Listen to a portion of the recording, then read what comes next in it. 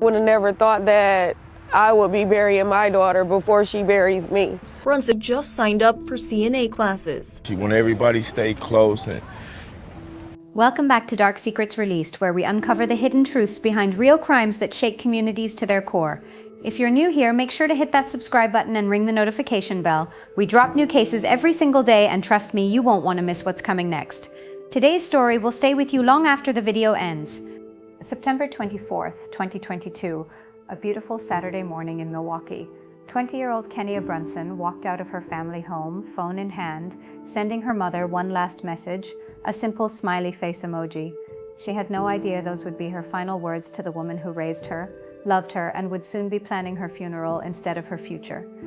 By sunset, Kania's car sat abandoned. By midnight, her body lay burning in an alley, the victim of a betrayal so deep it would shatter everything her family thought they knew about trust, love, and the man who claimed to care for their daughter. This is the story of a young woman with everything to live for, destroyed by secrets that should have stayed buried, and a man who chose murder over facing the truth. Kania Brunson wasn't just another face in the crowd. At 20, she carried herself with a confidence that made people take notice. Friends and family described her as magnetic, the kind of person who could walk into any room and instantly make it brighter. Her dreams were as big as her personality. First, she wanted to be an orthodontist, imagining herself helping people perfect their smiles. Then she thought about becoming a veterinarian, driven by her love for animals and her natural urge to heal. But life has a way of showing us our true gifts, and Kania discovered hers when she realized how good she was at making others feel beautiful. Beauty school became her calling. She threw herself into cosmetology with the same passion she brought to everything else. She actually taught me how to put on eyelashes and do my eyebrows. Her mother would later remember, tears streaming down her face as she spoke of the daughter who would never again show her those little tricks that meant so much. But Kania's ambitions didn't stop there. She was also working toward becoming a certified nursing assistant, combining her desire to help others with her natural compassion. To everyone who knew her, the future looked unlimited. She was the daughter who made her mother proud, the sister who brought laughter to family gatherings, the friend who remembered birthdays and never forgot to check in. Her mother, Jennifer, would later say through her grief, "She was everything to me, she was everything, and this is the most hurtful feeling." Those words carry the weight of a love that will never find its way home. Behind Kania's bright smile and ambitious plans lay a secret that very few people knew about.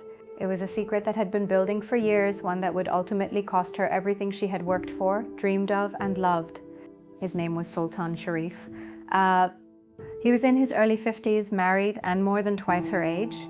Their connection had begun when she was still a teenager, young, impressionable, and looking for attention that felt like love. To the outside world, Sultan was a husband with responsibilities, a man living what appeared to be a normal life. But behind closed doors, he was living a dangerous double life, one that required lies, manipulation, and an ever-growing web of deception. For years, this secret relationship continued in the shadows. Kania believed she could trust him, that what they had was real, that somehow it would all work out. But the relationship was never equal. He held all the power, the experience, the control over when and where they met, the ability to keep her hidden while he maintained his public life. As time went on, that secrecy became a weight that grew heavier and heavier. Kania was no longer the naive teenager who had first fallen for an older man's attention. She was becoming a woman with her own dreams, her own voice, and her own sense of what she deserved. The breaking point came just 1 week before her death. Sultan made a phone call that would seal both their fates. He called Kania's mother directly, a move that shocked Jennifer Brunson and revealed just how tangled their lives had become. He goes on to say, "I want to be done messing with your daughter, but she's reaching out to my wife," Jennifer would later recall. Those words carried a chilling truth. Kania had started contacting Sultan's wife. The secret was coming out, and Sultan's carefully constructed double life was crumbling. His wife now knew his control was slipping. And instead of taking responsibility for the choices he had made, instead of dealing with the consequences like a man, Sultan turned towards something much darker. For Kania, reaching out to his wife might have felt like finally standing up for herself, like refusing to be hidden any longer. She was tired of being a secret, tired of being treated like something shameful. But for Sultan, her actions represented the ultimate threat, exposure, embarrassment, the end of everything he had worked to protect. That phone call to her mother wasn't an attempt to end things cleanly, it was a warning shot. And when that didn't work, when Kania didn't back down, Sultan began planning something unthinkable. September 24th started like any other day in the Brunson household. Kania was getting ready to leave, probably thinking about her classes, her future, maybe even the confrontation that was coming with Sultan. She grabbed her phone, sent her mother that smiley face, and walked out the door. I wasn't even there 30 minutes and they called and told me her car was found. And I knew then at that point, like something happened to her. Jennifer Brunson would later tell reporters, the pain still fresh in her voice months later. But before the car was found, before the family knew anything was wrong, someone else witnessed the beginning of the end. A friend of Sultan Sharif was in the area when he saw something that made his blood run cold. Through the windows of Sultan's car, he could see Sultan on top of someone. The person underneath was struggling, screaming, begging for help. And then he heard words that would haunt him forever. "He cut my throat." The friend immediately dialed 911, panic in his voice as he tried to explain what he was seeing. But when police arrived at the location, they found nothing. Sultan and Kania were gone. The chance to save her had slipped through everyone's fingers. Hours passed, the sun set over Milwaukee, and then came the call that every parent dreads. In an alley near Keefe Avenue and Palmer Street, investigators found what was left of Kania Brunson. The scene was so brutal, so calculated, that even experienced detectives struggled to process what they were seeing. She had been tied up, bound like an animal, stripped of her dignity and her ability to fight back. She had been shot, the life drained out of her by someone she had trusted, someone she had loved, and then, in a final act of cruelty designed to hide the evidence and rob her family of even the dignity of a proper goodbye, her body had been set on fire. This wasn't just murder. This was an attempt to erase Kania Brunson from existence, to destroy not just her life, but any trace that she had ever lived at all. She was everything to me. She was everything. And this is the most hurtful feeling, her mother would say again and again, because there were no words big enough to hold the grief of losing a child in such a violent, senseless way. When police began their investigation, they quickly discovered that Sultan Sharif wasn't just a killer. He was a liar who had built his entire life around deception. And when the heat started closing in, he did what he had always done. He lied, he manipulated, and he tried to get others to lie for him. His wife initially provided him with an alibi, claiming he had been with her on the night of Kania's murder.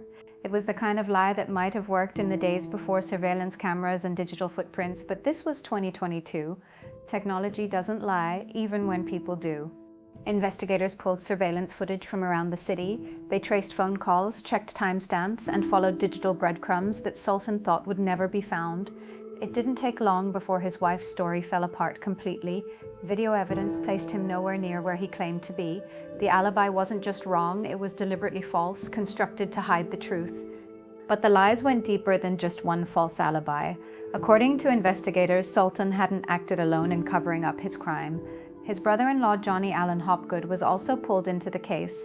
Prosecutors alleged that Hopgood had helped Sultan hide what he had done, specifically that he had helped burn Kania's body, destroying evidence and robbing her family of the dignity of laying her to rest properly. According to the criminal complaint, Brunson spent the morning of September 24, 2022 with 50-year-old Sultan Sharif. MPD believes Sharif killed her later that day. The complaint says 45-year-old Johnny Hopgood helped Sharif burn Brunson's body. The pattern was clear, lies stacked on top of lies, all designed to protect Sultan from facing the consequences of his actions. He had lived a double life for years, and when that life exploded into murder, he expected everyone around him to help him cover it up. But the evidence was overwhelming. The 911 call from his own friend who had witnessed the attack in Sultan's car, the surveillance footage that destroyed his alibi, the inconsistencies in every story he and his accomplices tried to tell. Sultan Sharif wasn't a victim of circumstances. He was a predator who had been caught by his own web of lies.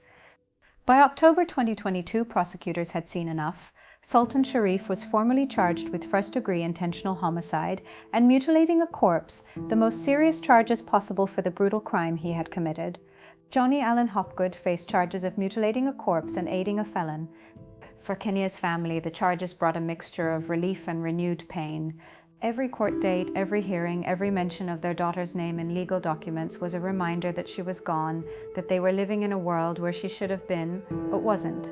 It's keeping us from getting all the peace that we want. I just pray I don't never want to let nobody ever feel this type of pain, Jennifer Brunson said, speaking for every parent who has ever lost a child to violence. The family showed up to every hearing, every court date. They weren't just seeking justice, they were making sure Kania's presence was felt, that she wasn't forgotten in the machinery of the legal system. Family and friends united by pain gathering to grieve the loss of 20-year-old Kania Brunson. It's terrible that we have to do this. I would have never thought that I will be burying my daughter before she buries me, Jennifer Brunson said at a gathering of family and friends who came to support her through the unthinkable. 1 year after Kania's murder, those same people gathered again, this time for a vigil. Balloons were released into the Milwaukee sky, each one carrying prayers, memories, and hopes for justice. For her family, it was more than a tribute. It was a way of keeping Kania's spirit alive in a world that felt empty without her. In 1 year since 20-year-old Kania Brunson's murder, family and friends are honoring her memory. Local news reported as the community came together to remember a young woman whose life had been cut far too short. Today I'm still feeling the same grief. Our family's still feeling the same grief, her mother said at the vigil, surrounded by people who loved Kania and refused to let her be forgotten. Before Sultan Sharif ever faced a jury, something happened that left Kania's family feeling like the system had failed them once again. In June 2023, Johnny Allen Hopgood, the man accused of helping burn Kania's body, struck a plea deal that seemed to mock the gravity of what had been done to her. Originally charged with mutilating a corpse and aiding a felon, serious crimes that carried serious consequences, Hopgood instead pleaded guilty to a much lesser charge, resisting and obstructing an officer. Let that sink in for a moment. A young woman had been tied up, shot, and set on fire. A man had been accused of helping to burn her body, destroying evidence and traumatizing her family beyond repair. And he walked away with a conviction that seemed almost unrelated to the horror of what had happened. For Kania's family, it felt like another slap in the face, another reminder that their daughter's life didn't seem to matter as much as it should have to the system that was supposed to protect her and seek justice for her death. It was a stark reminder that justice isn't always equal. That sometimes the people who help cover up the most heinous crimes face consequences that seem almost insulting compared to the damage they've helped cause. December 11, 2023 was the day Kania's family had waited for. After more than a year of legal proceedings, Sultan Sharif finally faced a jury. The evidence was overwhelming: the 911 call from his friend, the surveillance footage that destroyed his alibi, the lies he told, and the people he manipulated. When the jury returned their verdict, it was unanimous: guilty of first-degree intentional homicide and mutilating a corpse as a party to a crime. On February 21, 2024, Sultan Sharif was sentenced to life in prison plus 12 additional years, the harshest penalty possible under Wisconsin law. For Kania's family, the verdict brought justice but not peace. He will spend life behind bars, yet nothing brings her back, they said, capturing the brutal truth that no sentence can undo murder. Kania's story isn't just about murder and justice, it's about a life that mattered, dreams that should have been fulfilled, and a family that will never be the same. Kania wanted to be an orthodontist, a veterinarian, to make people beautiful through cosmetology, to help others as a certified nursing assistant. She had unlimited potential. She wanted everybody to stay close and wanted a lot of things out of life. She was going for it, her father said. Her case was featured on the podcast No Tears for Black Girls, highlighting how cases like hers are often overlooked. It's a reminder that Kania deserved to be seen, heard, and remembered. The story reveals dangerous dynamics of secret relationships, especially those with significant age gaps. It shows how men who refuse responsibility can escalate to violence when their control is threatened. Sultan Sharif will spend his life in prison, and that's where he belongs. But no sentence can bring back Kania's laughter, restore her dreams, or fill the hole in her mother's heart. What we can do is remember her story, learn from it, and make sure other young women don't fall victim to the same manipulation and violence. We can speak up when relationships don't look right. We can teach young people about warning signs. This has been the story of Kania Brunson, a 20-year-old woman whose life was stolen by someone she trusted, whose dreams were destroyed by a man who chose violence over responsibility. Kania's legacy doesn't have to be defined by how she died. It can be defined by how she lived, with ambition, kindness, and love for her family. Justice was served in the courtroom, but real justice, the kind that brings peace and prevents future tragedies, that's something we all have to work toward together. Thanks for watching Dark Secrets Released. If this story touched you, hit that like button and share this video. Kania's story deserves to be heard. Subscribe and ring that notification bell. We're here every day with new cases that remind us every life has value. Kania Brunson's life had value, her dreams had value, her story has value, and she will not be forgotten.